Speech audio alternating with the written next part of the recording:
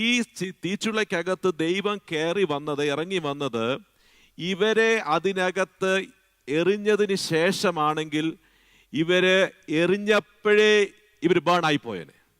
Price God. But I believe something. എന്തെന്നറിയാമോ? The presence of the Lord descended into this fiery furnace even before these young lads who stood for the Lord been thrown into the fire. Praise God.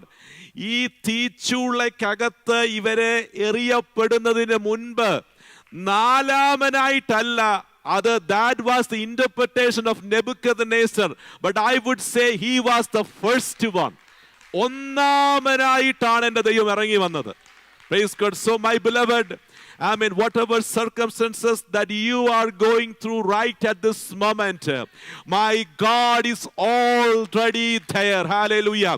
എൻ്റെ ദൈവം നിനക്ക് മുന്നമേ അവിടെ ഉണ്ട്.